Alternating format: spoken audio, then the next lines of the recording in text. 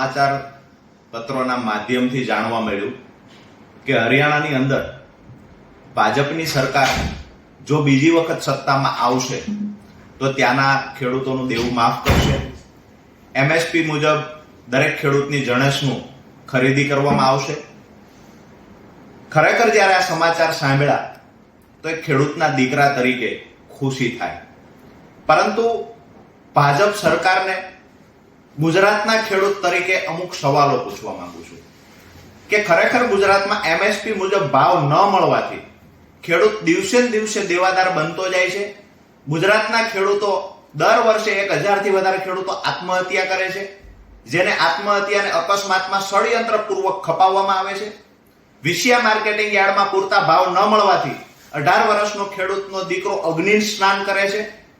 વારંવાર ખેડૂતો રજૂઆત કરી ચૂક્યા છે કે દિવસે દિવસે ગુજરાતના ખેડૂતનું દેવું વધતું જાય છે. આજે 1 લાખ કરોડ કરતા વધારે દેવું ગુજરાતના ખેડૂતો પર ચડી ગયું છે.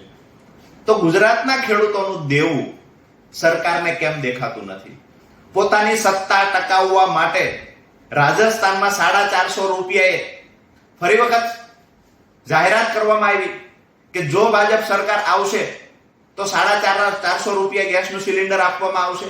મધ્યપ્રદેશમાં બહેનો માટે 2500 રૂપિયા સહાયની વાત કરવામાં આવી. મહારાષ્ટ્રની અંદર બેરોજગારી ભથ્થું યુવાનોને આપવાની વાત આવી. અને આગળ હવે વાત કરીએ તો ગઈકાલે જાણવા મળ્યું કે હરિયાણાની અંદર જો ભાજપની સરકાર ફરી વખત આવશે તો ત્યાંના ખેડૂતોનું દેવું માફ થશે. એમએસપી મુજબ દરેક જણસની ખરીદી કરવામાં આવશે.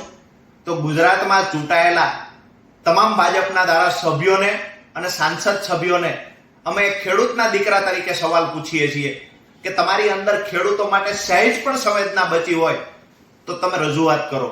એક પણ પત્ર કોઈ ધારાસભ્ય લખી શક્યો નથી ગુજરાતમાં ખેડૂતનું દેવું માફ થવું જોઈએ.